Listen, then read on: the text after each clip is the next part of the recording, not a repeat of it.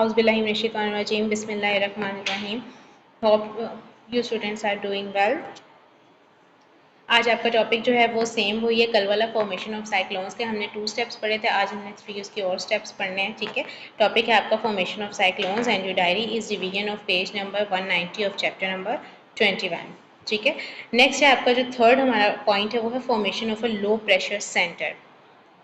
सबसे पहले हमने क्या पढ़ना है, इसके साइक्लोन के 3 हिस्से पढ़ने हैं या 3 पार्ट्स पढ़ने हैं जिस पर ये कंसिस्ट करता है। ठीक है, सबसे पहला जो हमारा पार्ट होता है वो है इसका सेंट्रल पार्ट, जिसको आमतौर पर इस तूफ़ान की आई या इस तूफ़ान की आँख भी कहा जाता है।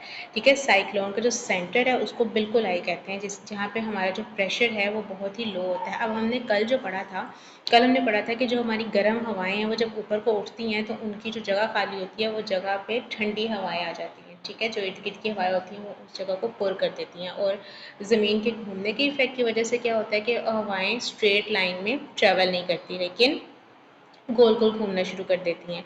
अब उन गोल गोल घूमने के इफेक्ट को हम क्या कहते हैं, कोरियलियस इफेक्ट। ठीक है, इस इफेक्ट को हम क्या कहते हैं, कोरियलियस इफेक्ट।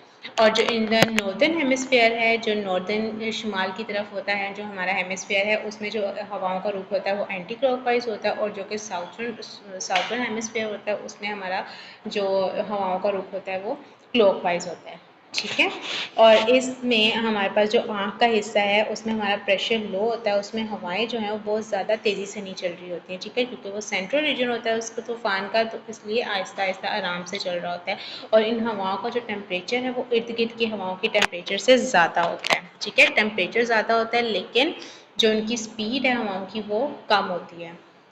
और उससे क्या होता है, बड़े पैमाने पर सतह से जो बुखारात, जो वेपर्स उठ रहे होते हैं उनका टेम्परेचर जो वो ज़्यादा होता है। उस टेम्परेचर की वजह से बुखारात जो होते हैं ना वो कंडेंस नहीं होते, और जब बुखारात कंडेंस नहीं होते तो उसकी वजह से वहाँ पे बादल नहीं बनते। इसीलिए जब भी हम कोई सैटेलाइट इमेज हम देखें साइक्लोन्स का तो उनका सेंटर जो होता है ना बिल्कुल क्लियर होता है। ठीक है, इन तूफ़ानों का सेंटर जो उनकी आई होती है वो बिल्कुल क्लियर होती है, वो इसी वजह से क्लियर होती है क्योंकि उनमें बादल नहीं बन रहे होते। ठीक है, ओके, नेक्स्ट है आपका एक टिडबिट, एक इन्फॉर्मेशन है लाइट सी, वो ये है कि अर्थ ऑब्जर्विंग सैटेलाइट्स। अब जो हमने अर्थ ऑब्जर्विंग सैटेलाइट्स लगाए होते हैं वो इन्हीं वजह से लगाए होते हैं कि हमें साइक्लोन्स डिटेक्ट कर सकें, जो साइंटिस्ट हैं वो इन साइक्लोन्स को डिटेक्ट कर सकें ताकि फिर हम इनकी प्रिकॉशंस ले सकें, ताकि जो उनके आसपास के इलाके हैं उनको वैकेंट कर सकें। ठीक है, तो यही इस स्टेटमेंट में बताया हुआ है कि earth observing satellites can detect heat patterns. वो क्या क्या डिटेक्ट कर सकते हैं, हीट पैटर्न्स होते हैं, water vapour and storm movement. ठीक है, स्टॉर्म की जो भी हवा की या तूफान की मूवमेंट है वो किस तरफ से आ रहा है, किस तरफ को जाएगा, ये सब जो है ये हमें अर्थ ऑब्जर्विंग सैटेलाइट्स बताते हैं। ठीक है, ये साइंटिस्ट को प्रिडिक्ट कर सकते हैं, मदद करते हैं कि ये साइक्लोन्स कब और किस वजह से और कितनी देर तक हम तक पहुंच सकता है और हम क्या क्या इसकी प्रिकॉशंस ले सकते हैं। ठीक है, नेक्स्ट चलते हैं, फोर्थ पॉइंट है इसका development of a cyclonic system.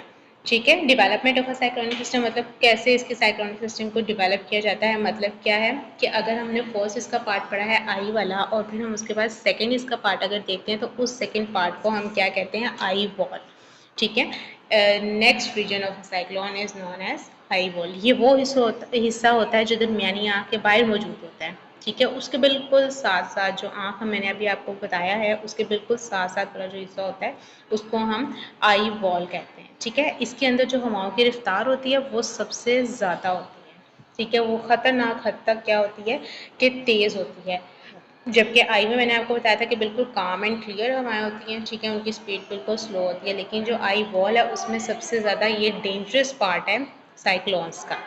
ठीक है, और जो तीसरे हिस्से को आउटर रीजन कहा जाता है उस हिस्से में हवाओं की जो स्पीड होती है वो एक ही रेट से उनमें इजाफा होता रहता है, उनका चलते रहना जो है वो समुंदर के टेम्परेचर पे डिपेंड करता है। आपको बता चुकी हूँ कि सबसे डेंजरस पार्ट साइक्लोन्स का यही होता है। ठीक है, इसमें विंड्स जो होती हैं एक्सट्रीमली स्ट्रॉन्ग होती हैं, हैवी रेनफॉल्स होती हैं जो इस पार्ट को स्ट्रॉन्ग बनाती हैं, पावरफुल बनाती हैं। ठीक है, एंड जो लास्ट है हमारा प्रोसीजर वो है एनर्जी डिसिपेशन। क्या मतलब हुआ, एनर्जी को आहिस्ता आहिस्ता ख़त्म करना।